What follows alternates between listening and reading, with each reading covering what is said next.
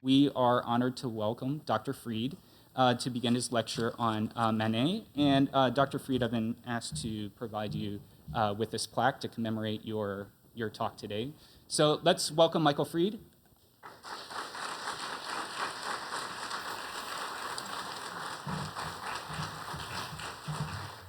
I'm very happy to be here, and I'm grateful to Steve for that terrific introduction. What was terrific about it for me were not the compliments, though I love hearing them, is just the amount of the issues that he laid out, which will come up in this talk, and it's very helpful, I think, hearing them to begin with. So, let me begin.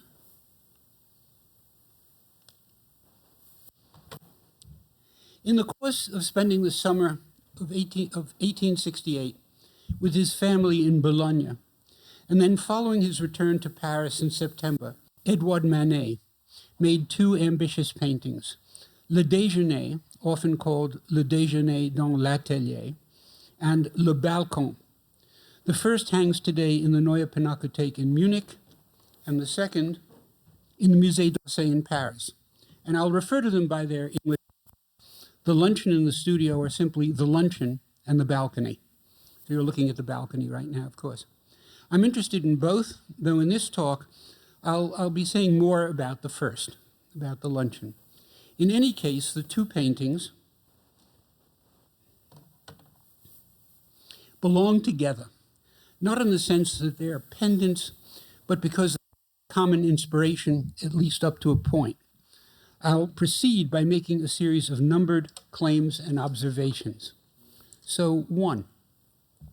From a historical point of view, the most important fact about both paintings is that they reflect a crucial turn in Manet's practice in the aftermath of his self-funded one-man exhibition of the summer of 1867. As is well known, the exhibition, organized to coincide with the Exposition Universelle of the same year, was not a success. According to contemporary accounts, most of the public who paid their 50 centimes admission fee came to laugh and mock, which is to say that the public response was much the same as it had been at the time of the Salon des Refusés, of the rejected painters, 4 years earlier. Not surprisingly, Manet, then 35, took this hard, but it's also characteristic of him that he learned from the experience, and by this I mean the following. Manet's major canvases of the first half of the 1860s, The Old Musician, Gypsies, which is no longer extant, The Déjeuner Célèbre, Luncheon on the Grass, Olympia, Dead Christ with Angels, and Christ Mocked, are all multi-figure paintings. By multi-figure, I don't mean large numbers of figures. In the works just cited, the populations are 6, 4, 2, 3, and 4. Of course, there were important other single-figure works, such as The Street Singer, the Marot and Mademoiselle V in the costume of an espada, and Lola de Valence, but the multi-figure works that I've just named represent the heart of his achievement during those crucial years, first half of the 1860s. Then for 2 weeks at the end of the summer of 1865, following the debacle of the Olympia and the Christ Mocked at the Salon of that year, both paintings were accepted, and both paintings were just so resented by the public, so mocked, that the government, who didn't like them at all, had to post a gendarme in front of them to keep people from doing physical harm to them. It's hard to imagine any art today. I mean, it's impossible to imagine any art today that could produce a comparable degree of resentment. Manet traveled for the first time to Madrid, where he was swept away by the Velázquez paintings at the Prado, in particular by the superb portrait on the screen right now of the actor Pablo de Valladolid, with its bravura atmospheric elision of all distinction between the background and the ground plane. The background and the ground plane just disappear into one another. Once returned to Paris, Manet set to work mastering the single-figure portrait in the vein of the Spanish master in works such as The Tragic Actor, Rouvière as Hamlet, toreros saluting, young lady in 1866, and so on. And also most Velázquez-like two beggar philosophers in the Art Institute of Chicago. These are all brilliant canvases in their different ways, but to my mind, both individually and as a group, they don't begin to rival in pictorial authority the earlier multi-figure pictures. My suggestion is that Manet in 1867 came to recognize this, perhaps with a measure of chagrin, and that in the aftermath of his one-man exhibition, he returned to the multi-figure format in an attempt to recover something of the complex ambition of his earlier paintings. First, in several versions of the execution of Maximilian, culminating in the definitive canvas in Mannheim, and then in the Luncheon in the Studio in the balcony. Two, at the same time, Manet renewed his involvement with what might almost be thought of as an art historical problem, keyed to notions of different national schools, Frenchness and universality, a problematic, if I am right, that first came to the fore in his major paintings of the first half of the 1860s. This was the focus of my earliest sustained writing on Manet, a long article called Manet's Sources, and it was further developed and refined in my book that Steve mentioned, Manet's Modernism from 1996. A key painting for me was Manet's first masterpiece, as I see it, The Old Musician. It's in the National Gallery in Washington, which comprises unmistakable references to Velázquez, Watteau, and the brothers Lenain, as well as a more general allusion to Spanish painting in the vein of Ribera or Murillo. The foliage up here is just a direct quotation from a painting by Velázquez in Madrid. This boy is based on Watteau's painting Gilles from the Commedia dell'arte, which was in a Paris collection at that time and is now in the Louvre. This is a Spanish boy with his arm around him, and the two figures together and the painting as a whole, including the seated violinist, relates to French painters who had just been rediscovered in Paris, the brothers Lenain, and so on. Manet is putting these deliberate allusions, these deliberate quotations together in a way that no painter had ever done before. And the question is why?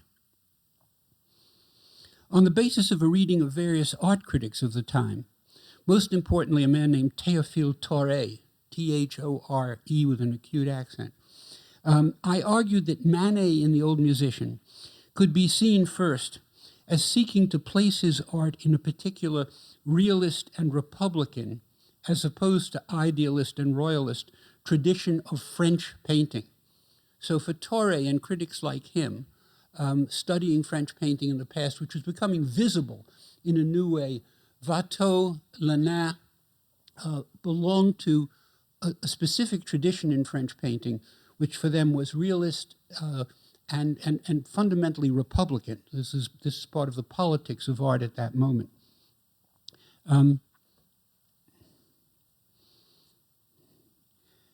That is, so I see Manet as seeking to establish the Frenchness of his art, specifically in those terms. And second, by virtue of placing his composition under the sign of Velázquez and Spanish painting generally, as simultaneously announcing a desire to go beyond Frenchness in the direction of what I called universality, so that the dark-haired Spanish boy has his arm around the shoulders of the boy in the straw hat based on Watteau's Gilles. It's a kind of emblem of that desire to put Frenchness itself in relation to the rest of European painting. For our purposes, what's vital to understand is that Manet's involvement with previous painting was a central strand in his total enterprise during the first half of the 1860s, which is to say that he was committed to a particular Thoré-inflected notion of the French tradition in painting, one with political implications in line with his personal republicanism, and that beyond Frenchness he wished to establish his painting in relation to a broader canon of masters, the art of the museums, just then coming into historical focus in a new way. And with the Déjeuner Célèbre,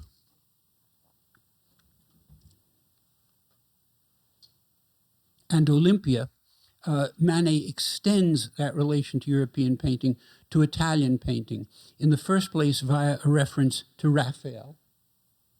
That's a figure group from an engraving after Raphael, and you can see that it's the basis of the three figures, the three main figures in the Luncheon on the Grass.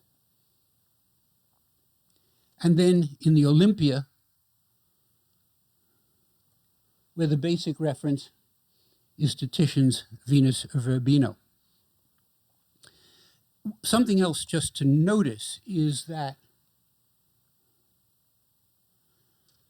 the Luncheon on the Grass is also a kind of painting that was called a fête champêtre, a kind of picnic on the grass, which was the specialty of the painter the 18th century painter Watteau that I've mentioned, which is to say that Manet boldly combines Raphael and Watteau. And with the rowboat in the middle distance, it also plainly alludes to realist painter Gustave Courbet's scandal-provoking young woman on the banks of the Seine of several years before. It was still a risky reference at that time. I also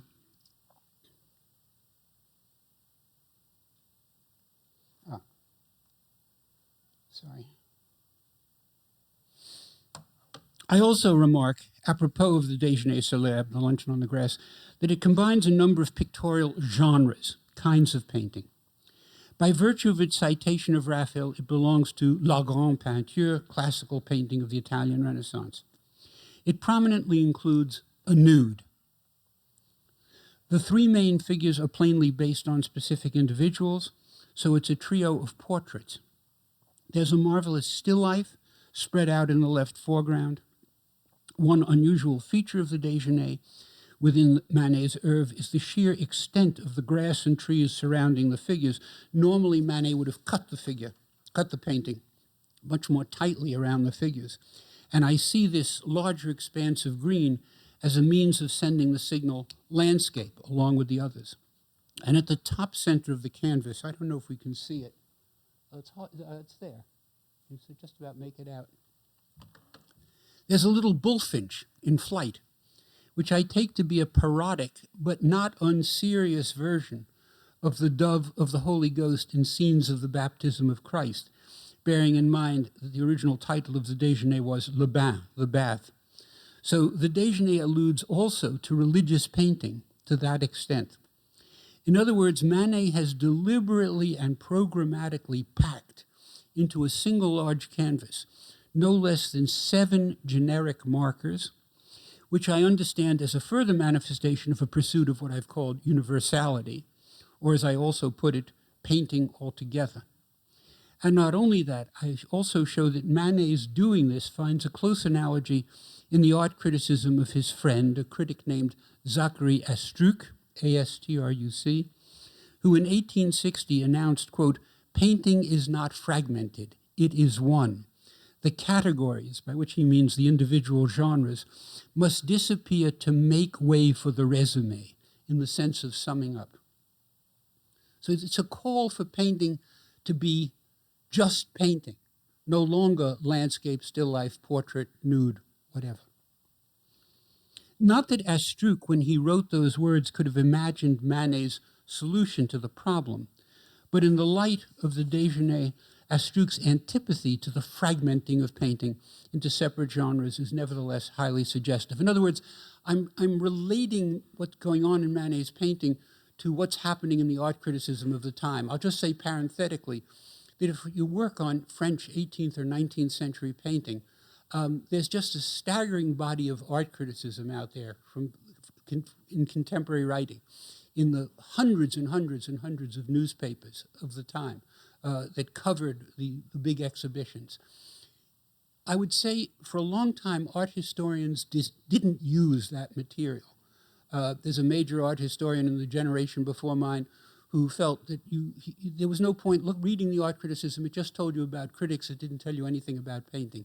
I think that's just exactly wrong, that reading the art criticism can bring you very close to what you might call the discourse of painting at that moment.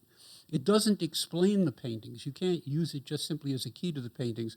But looking at the paintings and reading the criticism together can give you a much richer sense of the world in which the paintings were made. So a great deal more might be said along these lines, but the crucial point is that both the Munich Luncheon and the Paris balcony are art historically, one might say art theoretically charged, which is to say that with the return to the multi-figure format also came a renewed involvement both with the art of the past and the ideal of universality. Indeed, in the immediate wake of the Exposition Universelle of 1867, Universal Exhibition, which saw the eruption of Japanese art and culture into the Parisian cultural scene as never before. In that big international exhibition, for the first time, Japanese art, Japanese culture, Japanese things sort of surged into view in Europe. Manet's pursuit of universality expanded beyond the European canon. So the first painting by Manet, to make this explicit, is his portrait of Émile Zola, the novelist, but also the art critic, begun in November 1867, in which the writer, who had recently stepped forward as a passionate champion of Manet's art, is shown holding open a volume of Charles Blanc's Histoire des peintres de toutes les écoles, history of the painters of all the different national schools. Again, these series of publications were part of this sort of new study of the art of the past, this new visibility of the art of the past. And that while behind him on the wall is a black and white image of Velázquez's Los Borrachos, the drinkers, a major reference of the old musician, a Japanese woodcut of a sumo wrestler, and an image of Olympia. It's putting those things together. There's also, to the left, a Japanese screen.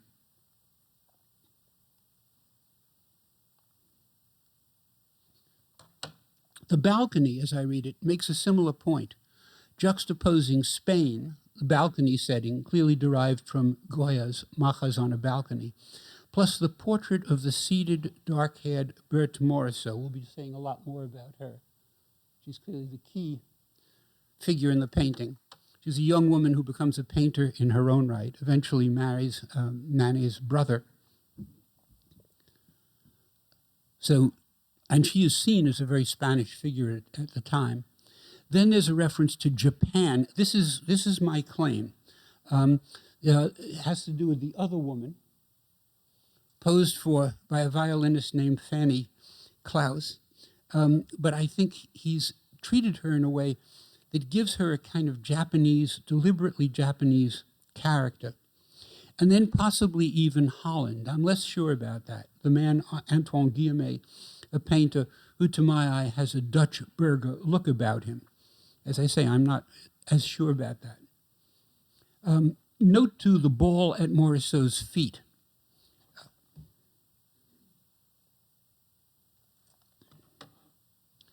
Sectioned blue, white, and red, the French tricolor. More dimly behind Guillemet is a small boy holding a tray, another Velázquez-inspired motif, one based on an earlier painting involving the young Léon Coella. I'll have more to say about him. As for the luncheon, the major art historical reference is Johannes Vermeer, the great Dutch 17th century painter, recently discovered by Torre. Vermeer just was not a name. He was not a known painter before the mid-1860s, when Torre, operating as a kind of art historian, assembles his work and writes a very influential series of articles about him. The 19th century in general is a century of what's come to be called discoveries of certain key earlier painters, and none more spectacular than Vermeer. This has to do with the domestic interior, the silvery tonality of the luncheon. As a whole, the outward gaze of the maid holding a silver coffee pot, and notice the monogram, M for Manet, on the coffee pot, which plainly derives from various monographs used by Vermeer and reproduced monograms, used by Vermeer and reproduced by Torre. In Torre's articles, he shows these different kinds of signatures that are basically the V and the M of Vermeer. Then to the still life on the table to the right clearly alludes not just to 17th century Dutch still lifes, but also to those of the great 18th century French painter Jean-Baptiste Sémillon Chardin. As for Japan, there is on the wine-red chair to the right of the armor a black cat cleaning itself, which is based on Japanese woodcuts, as well as on the wall toward the upper right what seems to be a Japanese scroll painting. Then to the large flower pot decorated with images of birds and plants also appears Asian Japanese in inspiration, though the decoration itself may well represent an original invention by the painter rather than a semi-faithful representation of a Japanese or Chinese design. All this by no means exhausts the topic of the luncheon's engagement with earlier art, but I hope enough has been said to convey the importance of Manet's historicist project, and beyond that of his desire virtually to thrust an awareness of it on the viewer for both the luncheon and the balcony. 3. Both paintings, especially the luncheon, raise the question of intelligibility, or should I say unintelligibility, in particularly pressing form. In fact, Manet's art had always been an object of frustration for its audience. How, for a start, were his viewers meant to understand the actions of the figures in the luncheon on the grass? 2 men, one gesturing with his extended right arm, and 2 women, one of them naked and looking directly out of the painting, the other further back wearing a shift as she stands in a body of water that rises to above her knees and bends over in the act, it seems, of scooping water with which presumably she will wash herself. This last, a risque motif, not that commentators to the present day have quite allowed themselves to think about it. Or the precise frame of mind, the meaning of the deadpan outward gaze, of the naked courtesan in Olympia, or the relations among the diverse personages in The Old Musician, a work that escaped commentary in its own time, but looms ever more important in ours. In the case of the luncheon, Jules Antoine Castagnari, this is another critic, important critic, Castagnari's observations in his Salon of 1869, the regular exhibitions were called salons, and the critical accounts of them were also called salons. So there was a salon in 1869, and Castagnari reviewed it. And his remarks about Manet are typical. So this is Castagnari. And we're talking about, we're dealing here with negative responses, but the critics are not stupid. These are serious people having serious difficulties with Manet's art. And the difficulties they're having are real. I mean, they are, in a certain sense, still difficulties today when we try to come to grips with these paintings. So one shouldn't think of the critics who are negative as being somehow simply obtuse. What is the source of Manet's sterility? It's that while basing his art on nature, he neglects to make its aim the interpretation of life. He borrows his subjects from poets, and I don't know exactly what Castagnari is thinking of there, though he might be that he was imagining that the Olympia was inspired by the poet Baudelaire. He borrows his subjects from poets or takes them from his imagination. He isn't concerned to discover them in living images, whence in his compositions much of their arbitrariness. In the luncheon, for example, I see on a table where coffee is served a half-peeled lemon and fresh oysters. But these objects don't go together. Why have they been put together then? I know very well why.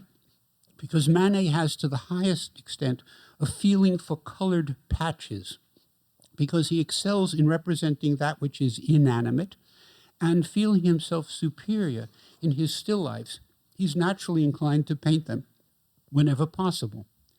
And just as Manet brings together solely for the pleasure of striking the eyes still life elements that belong apart, he also distributes his personages haphazardly, without anything necessary and forced in their composition. whence the uncertainty and often the obscurity of his thought.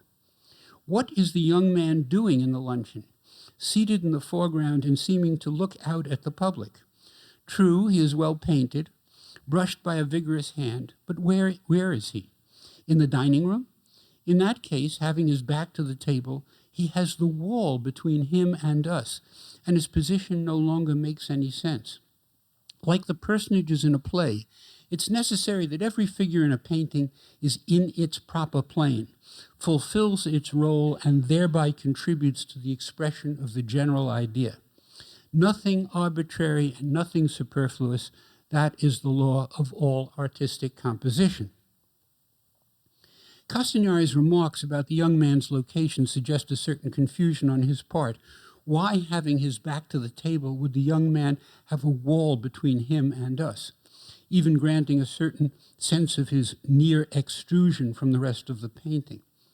But the general charge of obscurity of thought, also of seeming arbitrariness, the glaring lack of a traditional kind of pictorial unity, makes perfect sense. The still life elements in the painting, starting with the swords and armored helmet at the left, have no obvious intellectual justification, just as the relations among the three figures, the maid looking at the viewer, the young man this side of the table gazing off slightly to his left, the seated man in the top hat at the extreme right, reflectively smoking, each rendered pictorially in a distinct idiom, suggest no discernible narrative. Not surprisingly, perhaps, commentators have thought to solve the mystery by pointing out that the model for the young man, 16-year-old Léon Coella, was Manet's wife, Suzanne Leinhoff's illegitimate son, either by Manet himself or, as now tends to be claimed, by his father, and even that the isolation of the young man within the painting expresses his anomalous situation within the Manet family. In one version of this account, the maid is a stand-in for Suzanne, and the smoking man for Manet. The helmet and coffee pot with the M monogram point to Coella as if in secret acknowledgement of his problematic status. So I have to say I find all this highly improbable. Or rather, I agree that both helmet and coffee pot point to, and in that sense acknowledge Coella. But to speak of Coella's status in terms of isolation and exclusion seems forced and unpersuasive. His importance in the picture is incontrovertible. And above all, the attempt to rationalize the painting's seeming arbitrariness and unintelligibility in this literalist manner, simply having to do with his status in the family, ignores the fact that these are basic features of Manet's art, from first to last. To which one should add that the historicist considerations concerning national schools, Frenchness, and universality that I've briefly summarized cannot be imagined to have been readily comprehensible to contemporary viewers, as they plainly were not. In other words, we have in Manet the fascinating case of a painter not only ambitious for public approval, but often seemingly inclined to think that he was on the verge of achieving it, whose public attitude was always one of claiming to offer sincere paintings of no extraneous complexity, nevertheless producing works that roughly 150 years after they were made, I mean now, continue largely to baffle and perplex the most committed and sympathetic viewers. Can this be said of any comparable body of painting in all of modern art? 4. As Castagnari's remarks suggest, one factor in this frustration with the luncheon concerns the fact that the young man faces out of the painting. And now this starts to tie in with Steve's introduction. Castagnari writes that the young man, quote, looks out at the public, but in fact he doesn't quite. Although he stands with his body facing the viewer, his head, as already mentioned, turns slightly to his left, and his gaze drifts off in that direction. Instead, it's the maid, loosely brushed and further back in space, who looks directly at the viewer. In Manet's modernism, I developed the notion of what I call facingness as a key to Manet's art, as well as to the difficulty it presented to its initial viewers. And I want to say more about that here.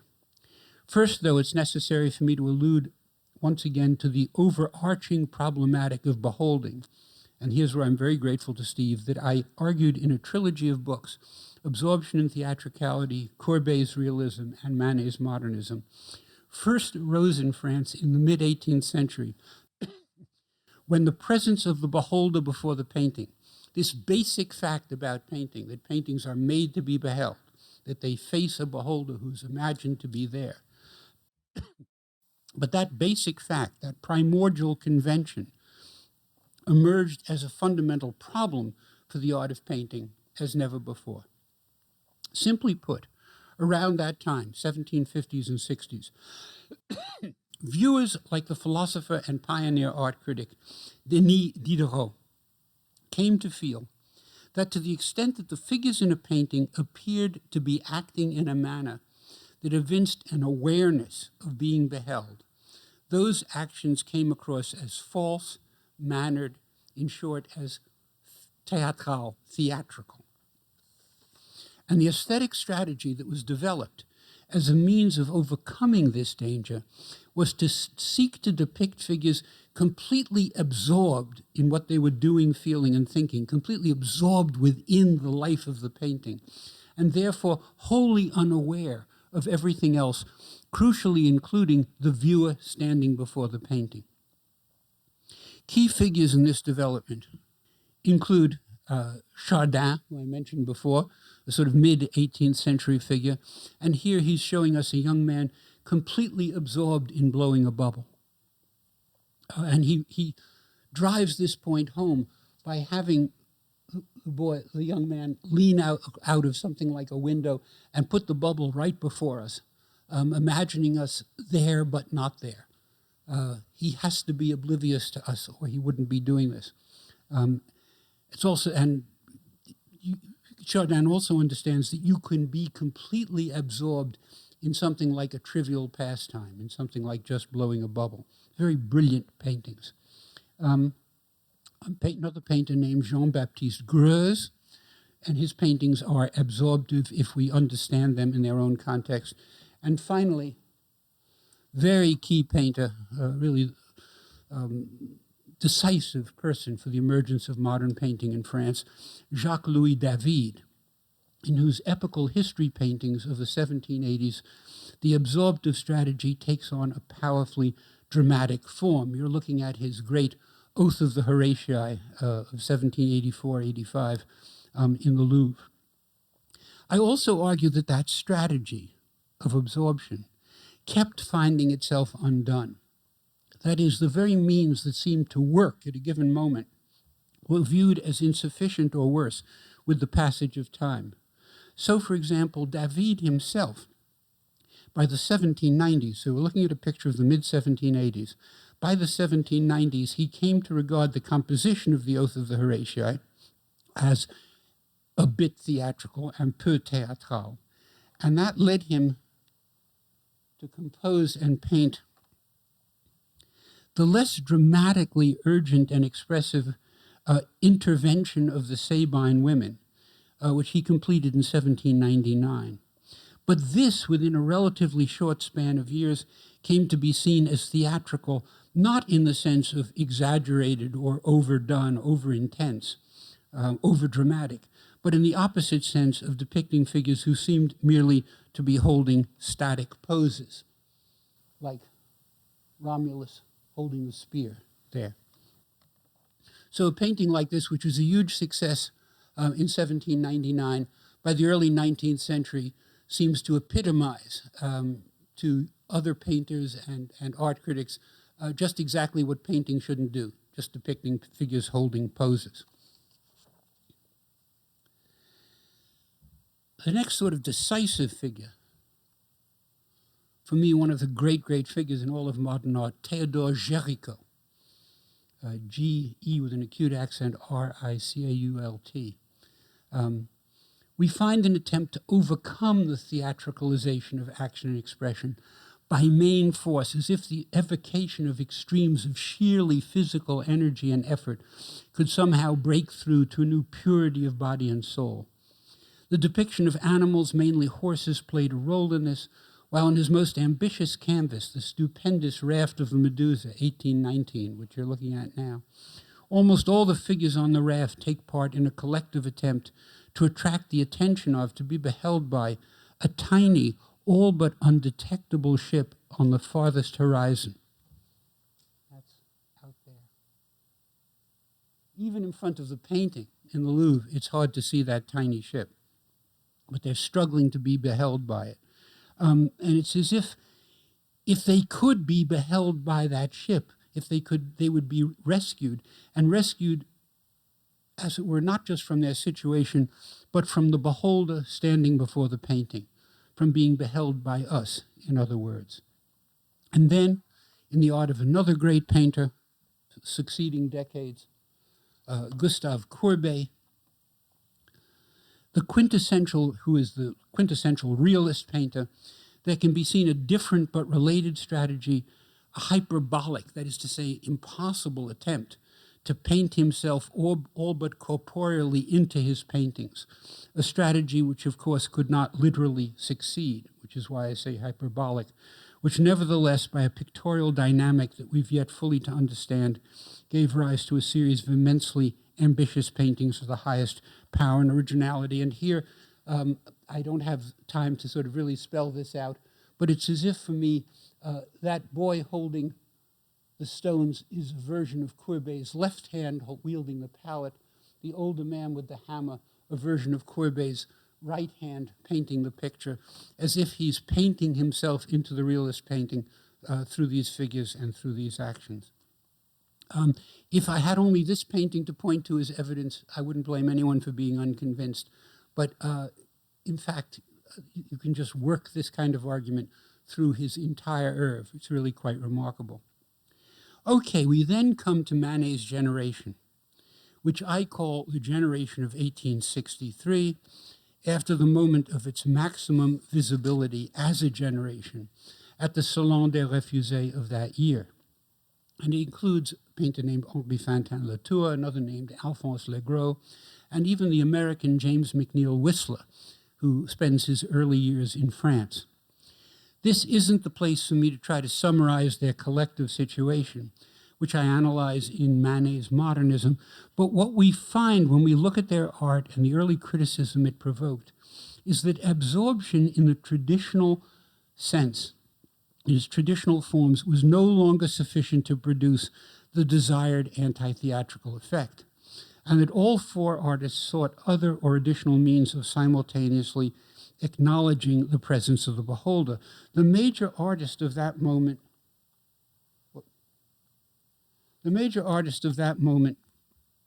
who continued to rely on absorptive themes and motifs was the older painter Jean-François Millet in his peasant paintings.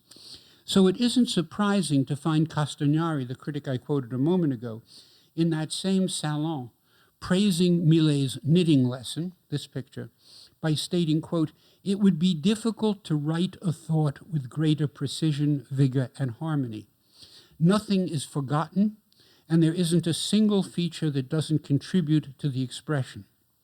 As soon as you look, the author's intention is entirely revealed to you." So in other words, the sharpest contrast with Manet. A radical intelligibility effect, in other words, which puts Millet at the farthest extreme from Manet, though it's also important to note that contemporary assessments of Millet's art were drastically split. For a critic like Castagnari, he was a master. But for many others, including viewers as acute as Gautier and Baudelaire, his peasant figures were only pretending to be absorbed in their simple tasks, which made them particularly objectionable on anti-theatrical grounds. I take this to mean that that absorption as such was a device that no longer functioned as it previously did, which is not to say that it simply disappeared from advanced painting in France, but it could no longer be relied upon to close the painting to the beholder, as was once the case. Manet's response to the new situation, we may call it a kind of crisis of absorption or of anti-theatricality, was nothing if not radical. It's as though Manet, in his paintings of the first half of the 1860s, recognized the ever greater difficulty, verging by the 1850s on the impossibility, of effectively negating or neutralizing the primordial convention that paintings are made to be beheld, and as though he recognized, too, that it was therefore necessary to establish the beholder's presence abstractly, to build into the painting the separateness, distanceness, and mutual facing that had always characterized the painting-beholder relationship in its traditional, unreconstructed form, in order that the worst consequences of that theatricalization of that relationship be averted. Such a reading identifies Manet's enterprise as simultaneously anti-theatrical and theatrical, and vice versa, which also means as not exactly one or the other. Thus, Manet's paintings of the first half of the 1860s, the déjeuner, repudiate the anecdotally theatrical pictures, often costume pieces set in earlier centuries that enjoyed great popularity at that time.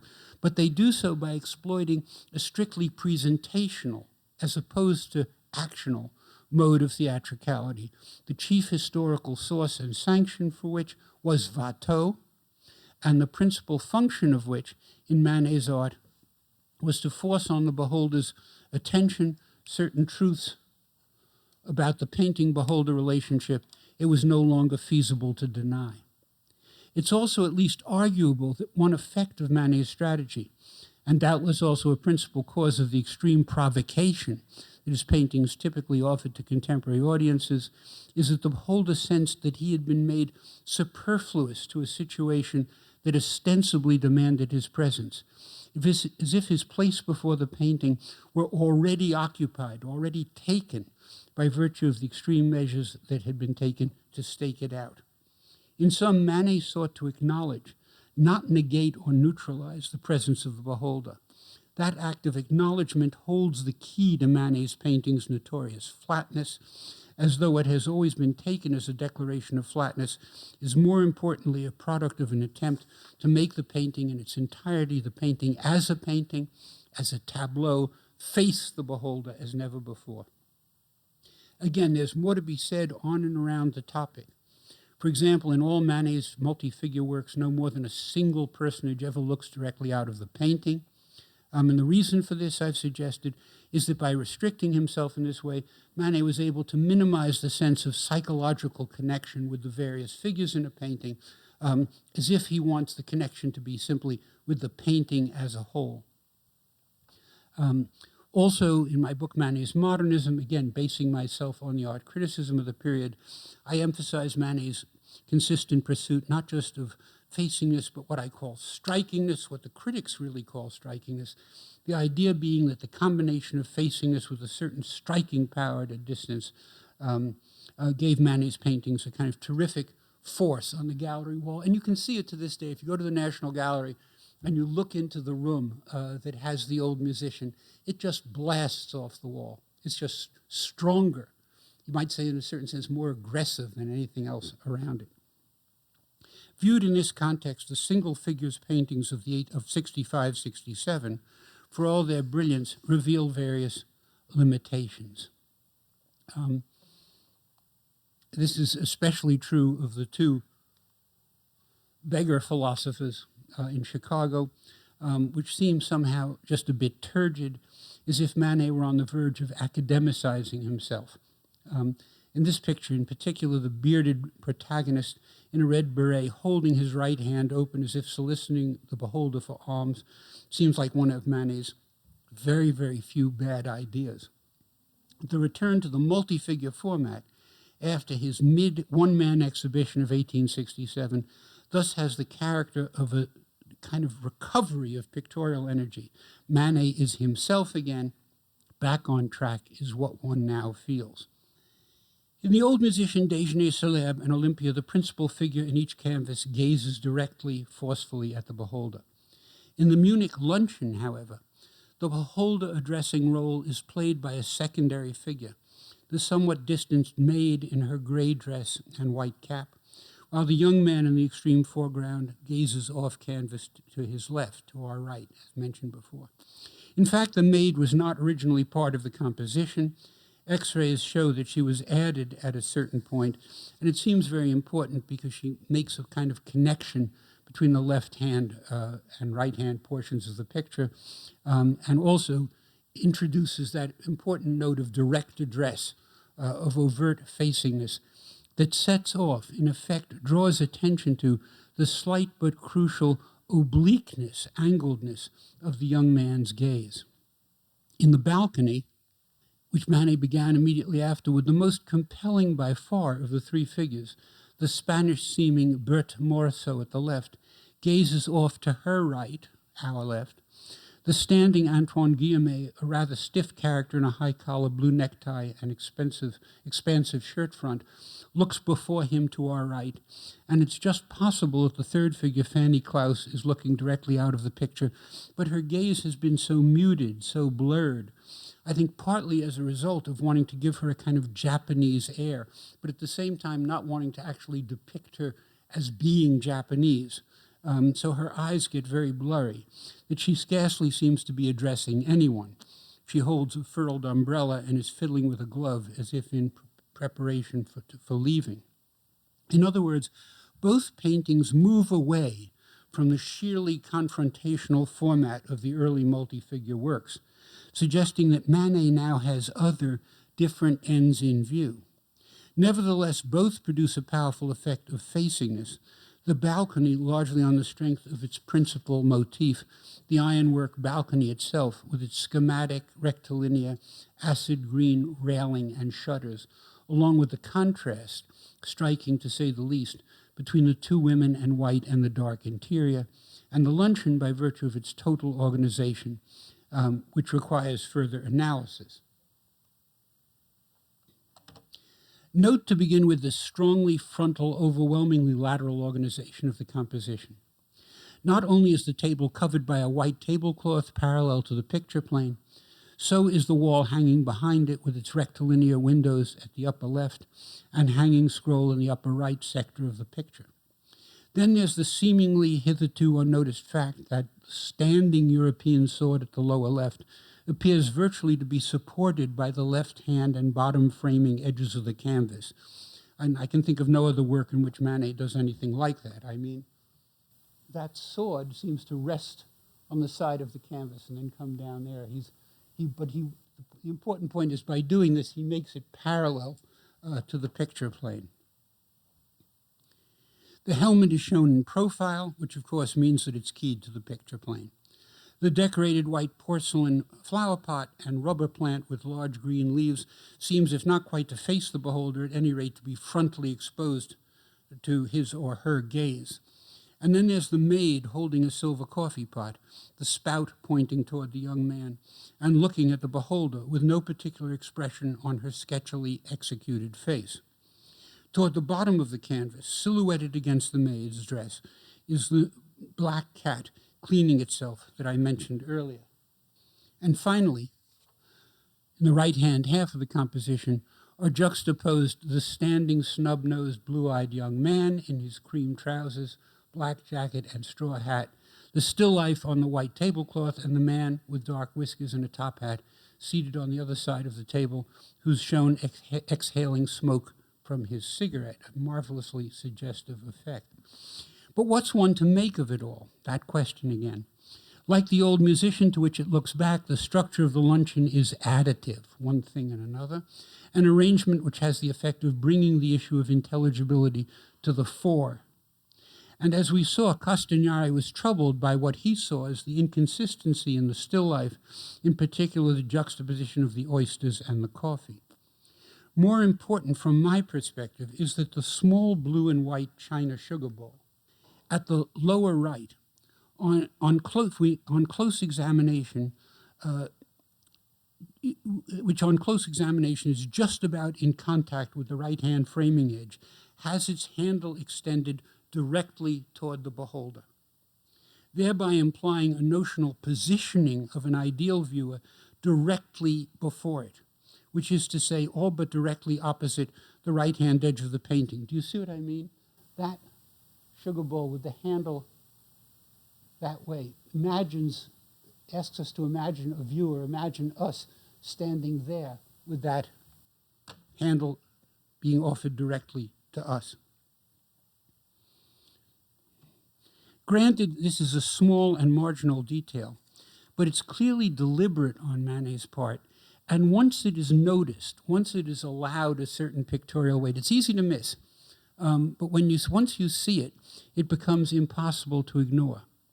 And of course, also in the immediate vicinity of the right-hand edge, indeed emphatically sliced through by that edge, is the seated smoker in the top hat, who faces to his right and in that sense relays the beholder's gaze back across the composition from left to right, from right to left, i.e. against the implied initial movement from left to right. The angling of the knife protruding past the table edge contributes to that counter effect. The result is a measured, stage-by-stage distribution of emphasis. And by that I mean stage by stage by stage by stage by stage. Across the entire expanse of the pictorial field, literally from one edge of the painting to another. And moreover, that does so in a way that imagines the beholder standing not simply in front of the painting as a whole, opposite its middle, so to speak, but in front of every portion of the canvas at the same time, as if he or she were pointedly addressed head-on by every discrete element in the picture, starting, you might say, with this sword in the lower left. The swords and helmet, the flower pot, the rubber plant with its broad flat leaves, the maid, her coffee pot, Leon Coella, and the hanging scroll, the still life with its lemon peel and knife protruding beyond the edge of the table, the sugar bowl with its handle projected toward the beholder, and the smoking man cut off by the right-hand framing edge.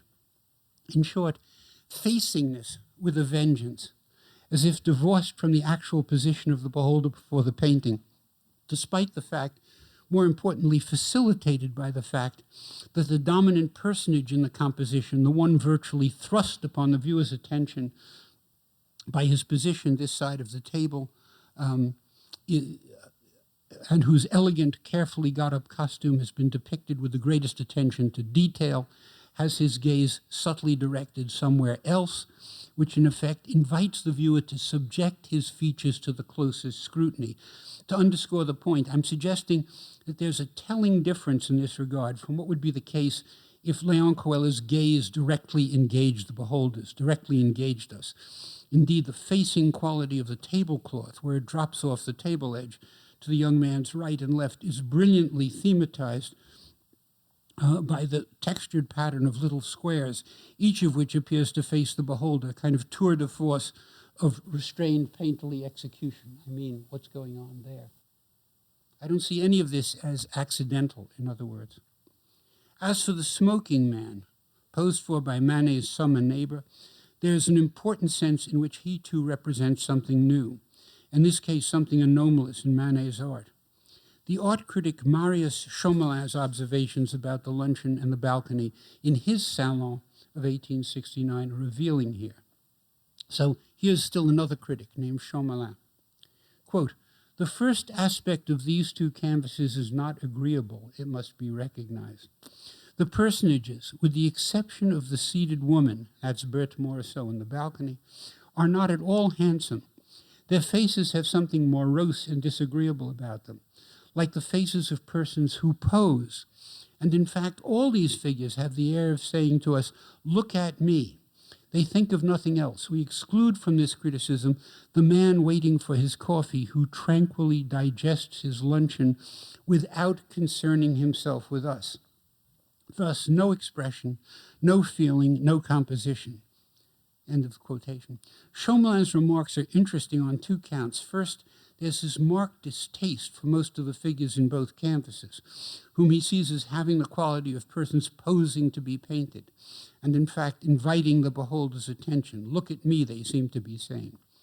This, of course, expresses his discomfort with Manet's emphasis on facingness, which the painter's contemporaries, accustomed to absorptive structures of one sort or another, almost without exception found disturbing, if not incomprehensible. And second, Chomelin makes an exception both for Morisot in the balcony and for the smoking man in the luncheon, who digests his meal, quote, without concerning himself with us. This clause, without concerning himself with us, is pure rhetoric of absorption. The smoker appears lost in thought or reverie, or perhaps simply in the pleasures of digestion and the enjoyment of his cigarette, and hence he's unaware of being beheld. And because that's so, the fact that the smoking man bears no evident relation to any of the other figures would appear to Chaumelin a lesser fault, even if the luncheon's failure of composition implicates him too. Indeed, the smoker's absorptive state of mind has a sort of equivalent in the self-involvement of the black cat washing itself. It takes a moment to code the cat's silhouette. It's very hard to do in a reproduction. A piece of business that could not be in greater contrast with that of Olympia's black cat, who sort of hisses at the imagined viewer. So 6. Here is a suggestion, and I'm starting to bring this talk to a close. The smoking man's apparent absorption in reverie, or simply in smoking or the act of digestion, throws into relief the all but completely impenetrable subjectivity of the young man, of Léon Coellet. And here's the point of the suggestion. However resistant to penetration Léon Coellet's subjectivity is felt to be, the beholder nevertheless registers it as a subjectivity, as a form of what philosophers call mindedness, not simply as a mask with vacancy behind it. By way of comparison, consider the two men in the Déjeuner Célèbre who can only be seen as perfect nullities, without psychic reality of any sort, costumed dummies for all intents and purposes. Or later in Manet's career, the mask-like features of the seated woman in a painting called In the Conservatory in Berlin. Victorine Meurent in the Déjeuner, the nude woman in the Déjeuner and the Olympia, and for that matter, the seated violinist and the old musician are a different story within the limits of Manet's characteristic restraint. But Manet in 1868-69 no longer wanted to associate psychic reality with a personage gazing directly out of the painting. Similarly, by an analogous though different logic, in the balcony, the absolute inexpressiveness of the Antoine Guillemet and Fanny Claus personages throws into relief the significantly different treatment of Berthe Morisot, whose dark-eyed Spanish physiognomy reigns over the painting. And here too it matters crucially that her gaze, like Léon's in the Luncheon, is oblique rather than frontal, despite the fact that her seeming impassiveness denies the beholder all but minimal imagined access to her inner life. But there's no question that, like Léon, only more so, more indubitably, she has an inner life, however resistant to empathic identification it's felt to be. The absurd scrap of a dog at Morisot's feet further points up her distinction in that regard. It matters, too, that both Coellet and Morisot are sited closer to the picture surface than the other figures in the paintings. In other words, this is my final claim, the heart of my reading of both paintings, the Luncheon and the balcony are both crucially portraits. Of Léon Coellet, a significant presence in Manet's life, of Berthe Morisot, who is soon to become one. And in both cases, Manet's project appears to have been to evoke the mindedness or psychic reality of persons, the depiction of whom, in keeping with the demand for facingness that was one of the staples of his art, and perhaps also with a deeply ingrained aspect of his sensibility, would lend itself as little as possible, in Léon's case very nearly not at all, to imaginative penetration on the part of the beholder. 2 years later, in Le Repos, Rest, a full-length portrait of Morisot, in a white gown and holding a fan seated on a wine-red couch, he allowed himself to portray her thoughtful, less than happy mood, also her beauty, with consummate suggestiveness. So Manet could do this. In this sense, Manet's 1865-67 post-Madrid engagement with the single-figure portrait as a basis for his art is not so much rejected as transcended in the new multi-figure works. By the same token, it's surely relevant to the major painting, apart from the execution of Maximilian, that precedes the Luncheon is the portrait of Zola, a work that I've already suggested shares certain features and concerns with its immediate successors. Thus, the writer is portrayed seated almost exactly in profile with legs crossed, holding a volume of Blanc's History of the Painters of All the Schools open before him. But instead of looking at the pages, absorbed in the book, his gaze is directed off to the right, and his face, struck by light to the extent of being almost shadowless, could not be less expressive. Not mask-like exactly, but without the least hint of inwardness. In that sense, both the Luncheon and the balcony go beyond the Zola. The young Odilon Redon, subsequently to become an artist, praised the portrait for its originality, harmony, and eloquence of tone, but accused Manet of, quote, sacrificing the man and his thought to a strong execution, to the triumph of the accessories, concluding that the Zola is, quote, more like a still life than the expression of human character, unquote. It would be interesting to know what Manet would have made of Redon's remarks if he'd come across them, which is very unlikely. Would the notion of sacrifice have resonated with him at all? In any case, the Luncheon and the balcony correct the Zola, in the first place by adding other figures, thereby making each not just a portrait, but a tableau or portrait tableau. And in the second, by subtly but profoundly modifying the expressions of his protagonists while using the additional figures to frame the latter's respective subjectivities by the different but related pictorial strategies I've tried to spell out. Okay, here's a closing thought. In 1867, Manet's great friend, Henri Fantin-Latour, who admired Manet just extravagantly, painted his magisterial portrait of Manet, inscribed "À mon ami Manet," to my friend Manet, which hangs today in the Art Institute of Chicago. Truly tremendous painting. And 6 years after that, he painted the equally masterful, this again is Fantin, corner of a table. It's also in Chicago. A near view of a table covered with a white tablecloth bearing a crystal decanter of wine, a smaller decanter, a wine glass with wine in it, and so on.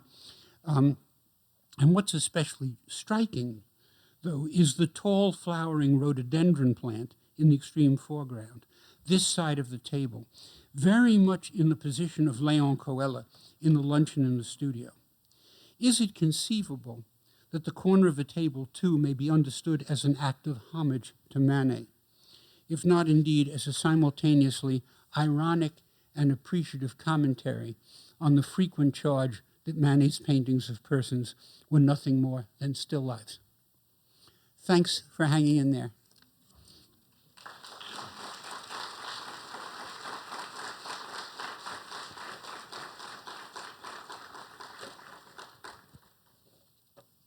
Okay, I'm happy to take questions. I know that's a lot to have had to digest.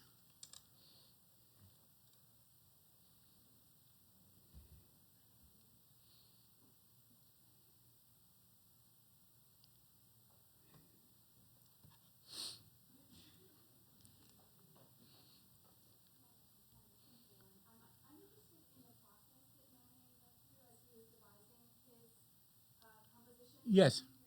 Yeah. Wondering also, like, did he do sketches, or what? Did he leave anything else behind? And if you ever look at the sketches, and if they're helpful as you think about some of the issues you've raised today. Yeah, it's a great question. Manet is.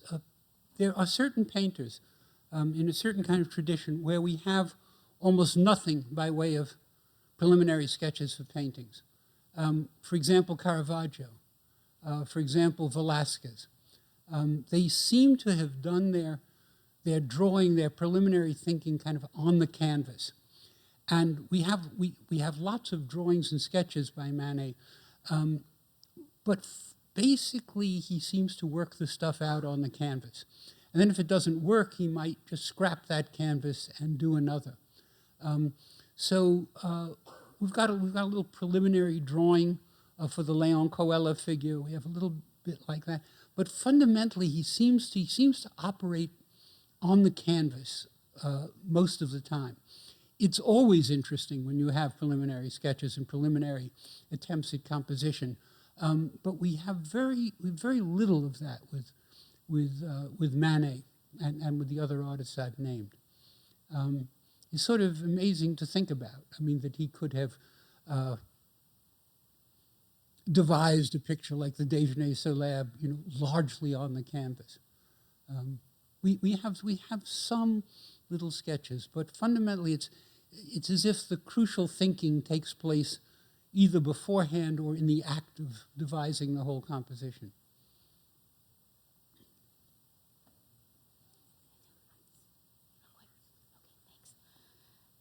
I have a different question. Thinking back to Olympia and the black cat and how that black cat became associated with Manet, I was wondering if there's sort of your thoughts about the black cat that appears in the other Déjeuner, and whether that's inserting his own presence into the canvas, or just what your interpretation is of that. Yeah, I mean, I'm prepared to like the idea that he's inserting his own, but I don't think we have enough to go on to really claim that. And it's not. Cats are very popular in this period, and Manet does a lot of other images of cats. And it's not as if you read the criticism of the period leading up to, let's say, the Déjeuner, that Manet is himself, regarded as a kind of cat or associated just with the cat. I mean, it's more, the issue is much more the courtesan herself, the prostitute herself. So what's fascinating is the contrast between the two cats, one of them arched and hissing and looking out of the picture, the other clearly based on these Japanese precedents in the act of totally swept up in licking itself, which again I see in contrast to the young man looking out of the picture. Are these paintings in New York City or are they in Fort Wayne? Did you take pictures of these paintings? How you know about these paintings? The paintings are in all sorts of different places. Let's say the balcony is in Paris at the Musée d'Orsay. The Luncheon in the studio is in Munich in the Neue Pinakothek there. The Déjeuner sur l'herbe is in, I'm sorry to say it, the Musée d'Orsay, which I hate. So is the Olympia. So the paintings are in all sorts of major places. All the images I've used are not images based on photos I've taken. They're images I've been able to get online. I have taken detailed photographs of various of these paintings, but one has to travel to see them. So there are a bunch of Manets at the Met, Boston, Philadelphia, in this country, and so Chicago, and so on.